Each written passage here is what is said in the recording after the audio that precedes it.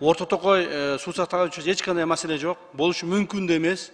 Orta Tokay başынан ayağına чейин, жери дагы, суусу дагы, платинанын өзү дагы, суу сактагычынын өзү дагы бардыгы биздин Кыргызстандын ээлигинде болгон, ошонун ээлигинде калды, азыр дагы бар, мынын артында калат. Эч кандай маселе болушу мүмкүн эмес. Аны мына чечме боюнча дагы, чечмени дагы берип салыптыр деп ушинтип айтып атышат. Мына мен азыр Нуржигит Кадырбековго жооп бербедимби? Жана Гавасай боюнча, Гавасайды дагы берип салыптыр деп атышат. Урматтуу угандар, ушундай туура эмес маалыматтарды таратышып, коомго дүрбөлөң түшүрүүгө аракет кылгандар бар экенин билесиздер. Аракет кылган адамдар көп. Дүрбөлөң салып, ушул саткынчы сатып жиберди, бул бергинчи берип жиберди дегендер өтө көп. Назира Азимовна, сиз ушуну туура айтып атасыз.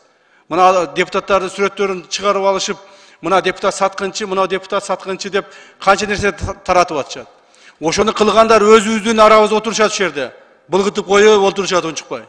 Так, кимдин командасы иштеп атканын баарыбыз билебиз. Ким ошондой маселе таратып атканын баарыбыз билебиз. Давай тарат, давай жаса, давай кыл деп отуруп, өздөрү ушу депутаттар арасында ушундай деструктивдүү күчтөр бар экендигин биз да билебиз.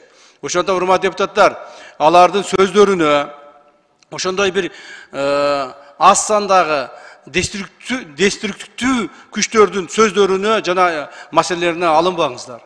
Аларга көңүл бурбаш керек. Алар көңүл буруп отура берсе гана жин болуп кетпейсиңби?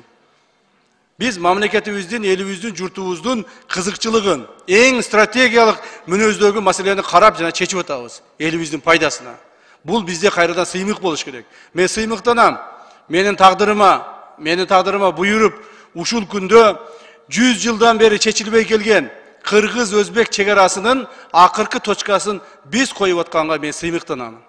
Ошондон силер дагы жакшылап колдоо берсеңиз деген үмүттөмүн. Рахмат.